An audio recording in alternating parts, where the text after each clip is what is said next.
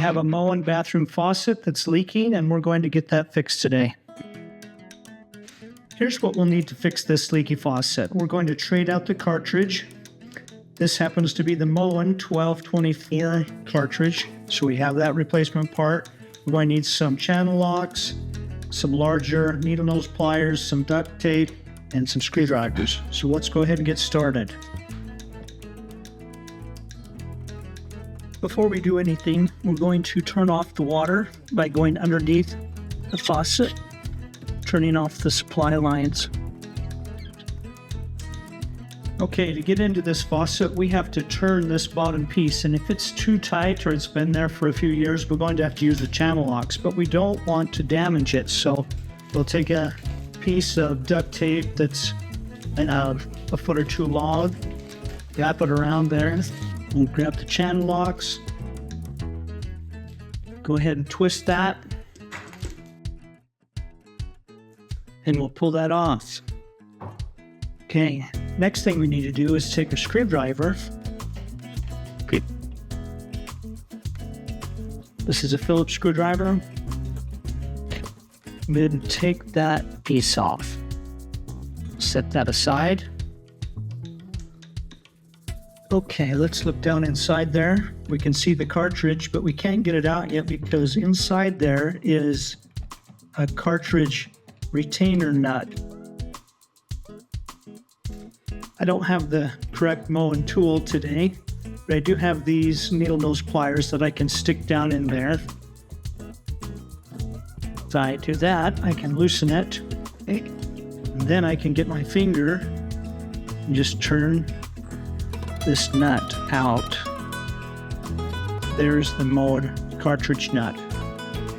Okay, the next thing we're going to do is use these needle nose pliers to reach in and grab the cartridge and pull it out. Okay, there's our cartridge.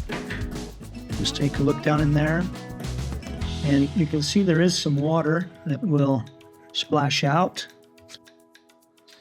If you have a little extra water down inside your faucet, you can get a syringe of any size and you can drain the water out.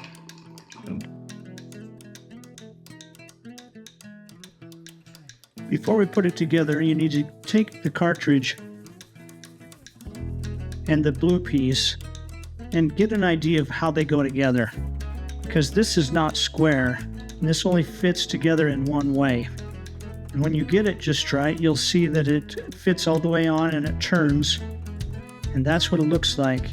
You don't actually see the entire hole, but you do see a little gap on the left side of when it's open, and then when you turn it that much, it's closed.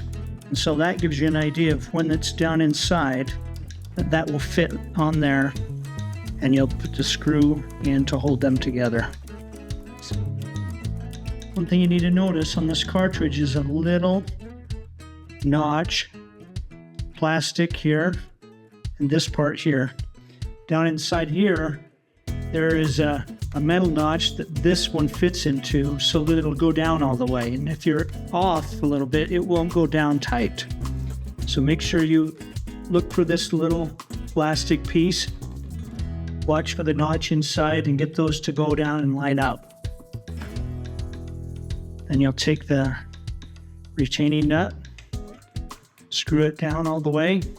Before I tighten it all the way, I'm going to test it. So I'm going to get this piece right here, put it in there, and I'm going to test it to see if it is working correctly. So I'll set this down on there. And it looks like it's turning and stopping. I can't push it any farther. Open, closed.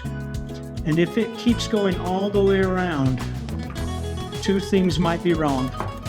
This might not be down far enough, or the cartridge did not fit down into that little groove and keep it from turning, and so it's not low enough.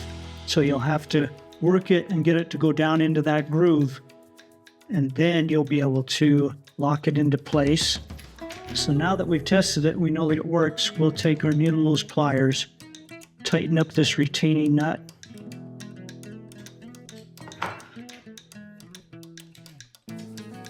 Take our blue piece. Don't over tighten that because it's just plastic threads and it doesn't really have to hold a lot of pressure on it. Okay, now it won't lift up, so that's tight enough. If you just keep tightening it, it will strip that out and then it won't be holding anything. Now, we need to determine where to put this. So you put it on there and you test it. And now I'm way off. So I put it in the closed position. I rotate it around. Check it right there. That's open and closed. Now compare it to both sides so they look the same. So that would go one tooth over. And then I close it, close that. Now they look the same. So I'll go ahead and start to screw that down. Both handles look like they're traveling about the same distance and stop evenly. Take my channel blocks, tighten that, and that can over tighten as well. So you just need to get it nice and snug, and then we'll pull off the duct tape.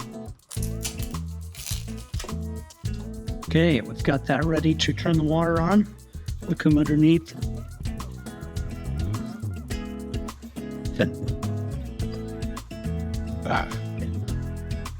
Turn the water on all the legs. Come back up. Test it.